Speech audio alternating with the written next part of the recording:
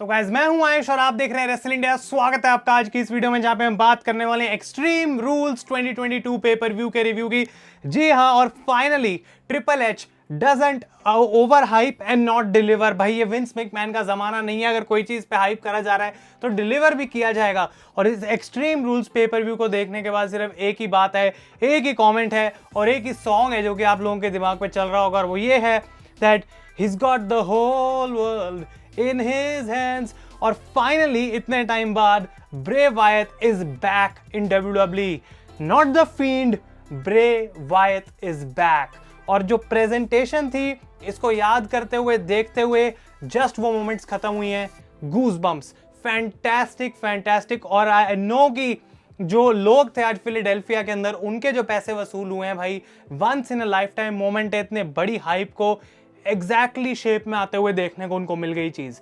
ब्रे Wyatt is back in WWE, expected था, पहले से अनाउंस करा गया था, तब भी उसको जो है होली शिट की चांस मिली है। फाइनली ब्रे वायत का रिटर्न हो चुका है, लेकिन इसके अलावा भी WWE ने जो आज पेपर व्यू में करा एक्सट्रीम रूल्स में, उसके बारे में हम बात करेंगे गाइज। क्या मेरी प्रिडिक्शंस आज 100% ठीक हुई हैं?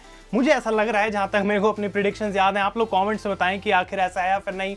अमेजिंग शो, एक बार फिर से ट्रिपल एच ने स्टोर लाइन पे फोकस करा। कुछ एंडिंग्स हैं ऐसी जो कि शायद ऑफ द मार्क थी, स्पेशली मेन इवेंट की हम बात करेंगे, सारे शो को रिव्यू करेंगे। आप वीडियो को जरूर एंड तक देखते रहें। आई नो एक्साइटमेंट हाई है, बहुत सारी चीजें हैं भाई बात करने के लिए, तो वेस्ट नहीं करेंगे टाइम। फर्स्ट मैच से स्टार्ट करते हैं, which was the Imperium against the Brawling Brutes. कल कमाल के शेमस और गुंथर के मैच के बाद ये the good old fashion donnybrook match हमको देखने को मिला, जो कि मेरे ओपिनियन में काफी ज्यादा बढ़िया मैच था गाइज।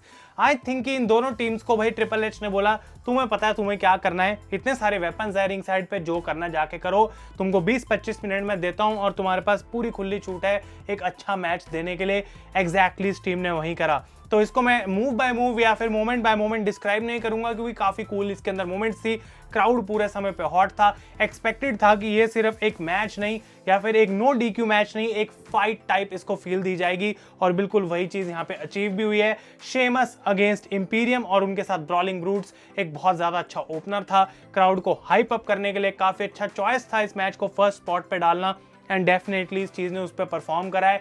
काफी क्लोज आ गए थे गुंथर, सारी चीजें उनके फेवर में जा रही थी, इंपीरियम उनका साथ दे रही थी, लेकिन एट द एंड वही हुआ जो कि मेरे को एक्सपेक्टेड था कि आज जहां पे टाइटल ऑन द लाइन नहीं है वहां पे मौका है WWE के पास, जबकि एक 50-50 बुकिंग मानी जाएगी, लेकिन तब भी यहाँ पे ब्रॉलिंग ब्रूट्स को अच्छा दिखाया जाएगा, उनको पुश मिला है, और क्लियरली अब वो ओवर बेबी फेसेस बन गए हैं स्मैकडाउन ब्रांड पे, जो कि एक अच्छी बात है। और इंपीरियम को भी काफी ज्यादा यहाँ पे लाइट मिल रही है, तो ऑटोमेटिकली क्लियर है कि दो नई फैक्शंस को बिल्ड करा जा रहा है एक ही टाइम पे, विच इज फैंटास्टिक।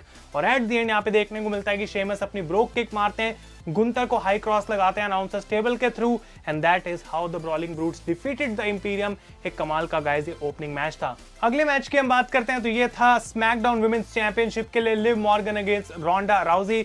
जी हाँ गाइस, और मैं सिंपली ये बात बोलना चाहता हूँ कि जबकि एक्सपेक्टेशंस मेरी कुछ खास नहीं थी, इस मैच ने डिलीवर करा काफी हद तक। थोड़े बहुत बॉचेस जरूर थे, कहीं ना कहीं इनको दिक्कत हो रही थी सबमिशंस में, रिवर्सल्स में, लेकिन ओवरऑल क्राउड इसमें एक्साइटेड था और डिसीजन WWE का बिल्कुल परफेक्ट था। क्योंकि आई थिंक कि जबकि लिव मॉर्गन एक ओवर बेबी फेस है, लोग उनको सपोर्ट जरूर करते हैं, लेकिन उनकी ये जो रेन रही है चैंपियनशिप के साथ वो कुछ खास नहीं है, और उस चीज को WWE ने कहीं ना कहीं रियलाइज करा। और जो मेरा पॉइंट था प्रेडिक्शंस में कि Ronda Rousey has to be the champion, अगर आगे सारे बड़े शोज आने वाले हैं, बड़े स्केल पे WWE को फ्यूड्स करनी है, रोंडा राउजी को रखना पड़ेगा सबसे आगे एज द फेस, और वो इस पेपर व्यू के पोस्टर पे भी थी। तो आई थिंक कहीं ना कहीं हमको हिंट्स दिए जा रहे थे कि she is going to win the title. एक अच्छे मैच के बाद थ्रू द टेबल भी रोंडा को फेंकने के बाद एक सबमिशन से यहाँ पे जो है पास आउट करवा दिया लिव मॉर्गन को रोंडा राउजी ने, and she is the new SmackDown women's champion. एक थोड़ा सा हमको कैरेक्टर चेंज का हिंट दिया गया कि मैच के बाद लिव मॉर्गन हंस रही थी, तो आई डोंट नो उसका क्या मतलब है, क्या वो हील टर्न करने वाली है या फिर से रीमैच होगा, आई डोंट नो, लेकिन रोंडा इज द न्यू चैंपियन। इसके बाद कैरियन क्रॉस का मैच हुआ ड्रू मैकिंटायर के साथ, जो कि एक स्ट्रैप मैच था, और ये मैच से पहले लड़ना स्टार्ट कर देते हैं।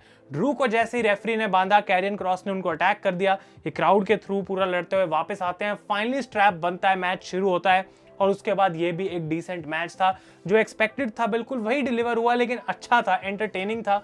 स्ट्रैप मैचेस कूल होते हैं, हमेशा हार्ड हिटिंग होते हैं, और वो जो वॉइस होती है स्ट्रैप की, वो सुनने में भाई क्लियरली पता लग रहा है कि दूसरे बंदे को चोट लग रही है। कैरियन क्रॉस को एक डोमिनेटिंग फैशन में पूरे मैच के अंदर दिखाया गया, ड्रू मैकिंटायर ने जैसे ही कमबैक करने की कोशिश करी और उनके पास मोमेंटम आया, स्कारलेट बीच में आके स्प्रे छिड़क देती है उनकी आंखों के अंदर, जिसकी वजह से यहाँ पे कैरियन क्रॉस ने इस मैच में विक्ट्री हासिल कर ली।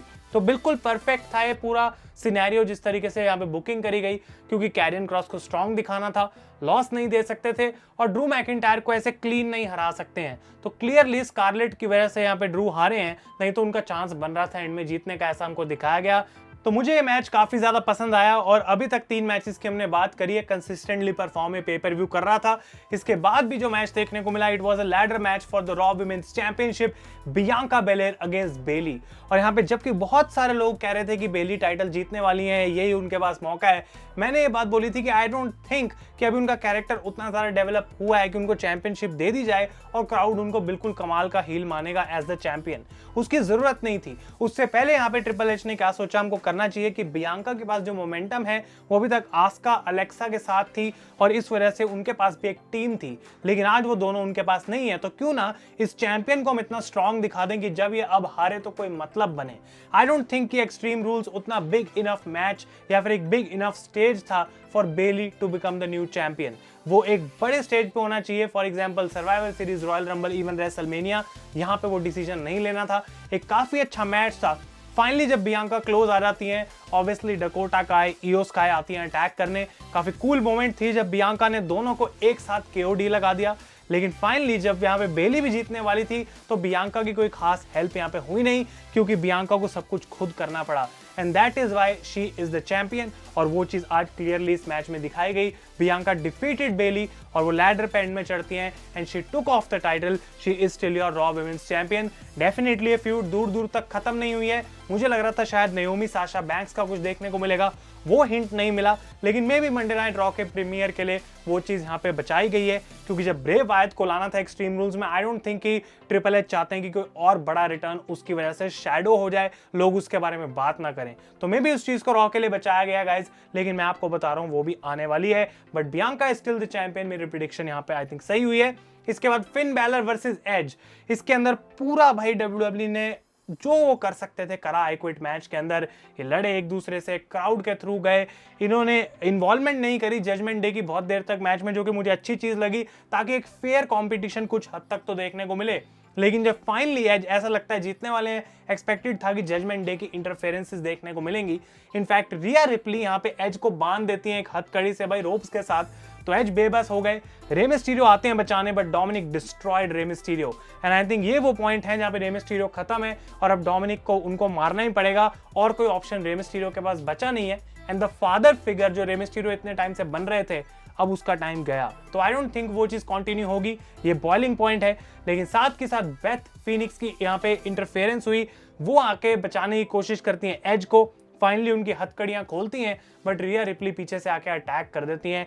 एज ने 3-4 स्पीयर मारे थे यहाँ पे, लेकिन वो सारी चीजें काम नहीं आई। फिन बैलर ने आई क्विट तो बोला नहीं था और उसके बाद यहाँ पे रिया रिप्ली धमकी देती है एज को कि भाई तुम आई क्विट बोलो, नहीं तो मैं कॉन्चेर्टो मार दूंगी बेथ फीनिक्स पे। एज ने आई क्विट बोला मजबूरी में आके, कि किसी ने मुझे कमेंट्स में बोला था ऐसा होगा, तो मेरी एंडिंग जो थी यहाँ पे बिल्कुल गलत थी। आई थिंक ये वो प्रेडिक्शन है जो शायद मेरी गलत भी हुई है, लेकिन आई थिंक यहाँ पे ये जो डब्ल्यूडब्ल्यू ने दिखाया वो बहुत ज्यादा बढ़िया चीज थी, क्योंकि गाइज जबकि एज को यहाँ पे एक लॉस मिला है, जो हमें स्टोरी दिखाई गई वो काफी अच्छी थी, लेकिन उसके बावजूद भी यहाँ पे रिया रिप्ली कॉन्चेर्टो मार देती है बेथ फीनिक्स पे, और जबकि जजमेंट डे सेलिब्रेट करके यहाँ से चली जाती है। एज वॉज होपलेस, एज के पास कोई रहा नहीं है और जो उनकी वाइफ थी उनको भी डिस्ट्रॉय कर दिया गया है। तो क्वेश्चन ये है, स्टोरी लाइन में खत्म तो नहीं हुई है, लेकिन क्या अब एज को ऐसा करना पड़ेगा, किसको वापस लाना पड़ेगा कि actually he can be a good power force against the Judgment Day. अपने ओपिनियंस बताएं मुझे कमेंट्स में, और एक्चुअली मुझे लग रहा है कि हाँ ये मेरी प्रेडिक्शन गलत हुई है, but this was also a good match story line wise, इसमें प्रोग्रेशन हमको देखने को मिला। और जो मेन इवेंट था इस शो का, Seth Rollins versus Riddle fight pit match, यहाँ पे रेफरी थे डैनियल कॉर्मियर। और मैं बोलना चाहता हूँ कि जबकि इस मैच को रेसलिंग वाइज अच्छा बुक करा गया, it was a good match, कुछ मैं इसको ऐसे नहीं बोलूंगा कि बेकार था। सेथ रॉलिन्स फिलाडेल्फिया में यहाँ पे RVD को ट्रिब्यूट दे रहे थे, उनकी टाइप के कपड़े पहन के उन्होंने अपना रॉ वैन डैम वाला एक्शन भी करा एंट्रेंस में, वो बहुत अच्छी मोमेंट थी। लेकिन कहीं ना कहीं डिसअपॉइंटिंग मुझे लगता है लोगों को ये मैच लगा होगा, इस वजह से क्योंकि डैनियल कॉर्मियर एक स्पेशल गेस्ट रेफरी के होने बावजूद भी कुछ बहुत ज़्यादा उनका यहाँ पे इन्वॉल्वमेंट नहीं था मैच में, साथ के साथ कोई रिटर्न नहीं था, कोई यहाँ पे ऐसी एंडिंग नहीं थी कि लोग शॉक हो जाएं, क्योंकि सब कुछ यहाँ पे पिच करा जा रहा था ब्रे वायत के लिए। तो मैच अच्छा था, आरकेओ लगे, सेथ रॉलिंस की स्टॉम्प लगी, उसके बाद ये ऊपर जाके भी लड़ते हैं, बहुत सारी चीजें हुई। रिडल अपना फ्लोटिंग ब्रो लगाते हैं top of the fight pit से नीचे, और अगर आपको नहीं पता तो इस मैच में लास्ट मैन स्टैंडिंग रूल्स थे, तो वो चीज फॉलो की जा रही थी। लेकिन एट द एंड यहाँ पे match last man standing rules की वजह से नहीं, बल्कि एक यहाँ पे टैप आउट से खत्म होता है, because Riddle got Seth Rollins to tap out. तो ये थोड़ी फ्लैट एंडिंग थी, लेकिन मैंने आपको बोला था कि सेथ रॉलिंस को यहाँ पे लॉस देना पड़ेगा। मैं उम्मीद कर रहा था ब्रॉक लेसनर या फिर उस टाइप का कुछ देखने को मिले, लेकिन फिर से मैं वही बोलूंगा, जब WWE ने ऑलरेडी बता दिया था कि ब्रे वायत आने वाले हैं, तो कोई पॉइंट नहीं था यहाँ पे ब्रॉक लेसनर, साशा, नाओमी को लाने का, क्योंकि वो नहीं चाहते इतनी हाइप के बाद ब्रे वायत के साथ 4 और रिटर्न करा दें। तो वो आई थिंक आप बात समझ पा रहे होंगे। लेकिन साथ के साथ गाइस यहाँ पे शो खत्म हो जाता है। मुझे लगा ये क्या हो गया, पोपट हो गया भाई, हम सबका ये तो खत्म कर रहे हैं। लेकिन उसके बाद लाइट्स ऑफ हुई और बजता है we've got the whole world in his hands, और यहाँ पे हमें एक एक करके द फील्ड के सारे वो कैरेक्टर्स दिखाए जाते हैं, Mercy the Buzzard, Abby the Witch, और साथ के साथ हस्की द पिग, ये सारे कैरेक्टर्स दिखाए गए। और उसके बाद द फील्ड देखने को मिला। फिर एक गेट आता है जिसके पीछे लाइट चमक रही है, फायरफ्लाई फन हाउस है वो काइंड ऑफ उसके पीछे ऐसे बताया जा रहा है, और वो सारा जला हुआ है, सारी उसमें तबाही हो गई है। ये गेट खुलता है, होली शिट की चैंट्स होती हैं, बहुत वियर्ड सा प्रोमो चलता है टीवी पे, एक नए मास्क के साथ कोई बंदा है, and he is no one but Bray Wyatt. Fantastic तरीके से यहाँ पे WWE ने बिल्कुल इसको दिखाया, मजा आ गया इसको देख के। द फील्ड को दिखाया गया रिंग साइड पे, लेकिन आई डोंट नो इसका मतलब क्या है, इस पे अलग से वीडियो बनानी पड़ेगी कि क्या ये ब्रे वायत ने फील्ड का कैरेक्टर खत्म कर दिया है, इज इट अ न्यू ब्रे वायत, क्योंकि वो अपना मास्क उतारते हैं एंड ही सेड रन, और वो अपनी लैंप को बुझाते हैं, and that is how the show ended. तो आई थिंक पॉसिबल है कि द फील्ड का कैरेक्टर इस पॉइंट पे खत्म हो चुका है, and Bray Wyatt is back with some other mission, some other vision, और अगर ऐसा है तो देखना इंटरेस्टिंग रहेगा। लेकिन मे बी द फील्ड कभी कभी अपीयर हो सकता है, ऐसा कुछ हमें ऑफिशियल तो नहीं पता है, लेकिन it is a very good ending to Extreme Rules. लोगों के पैसे हो गए हैं वसूल, ब्रे वायत इज बैक। और ये था गाइस आपका आज का एक्सट्रीम रूल्स का रिव्यू। अगर अपने ओपिनियंस आप कमेंट्स में देना चाहते हैं, definitely I am open to all. Comment करें नीचे जाके, मुझे बताएं आपकी एक्साइटमेंट किस लेवल की है मंडे नाइट रॉ के लिए, और कैसा आपको ये शो ओवरऑल लगा। अगर ये वीडियो आपको पसंद आए तो लाइक करें गाइस। तब तक के लिए thank you so much for watching. मैं हूं आयुष और आप देख रहे हैं रेसल इंडिया।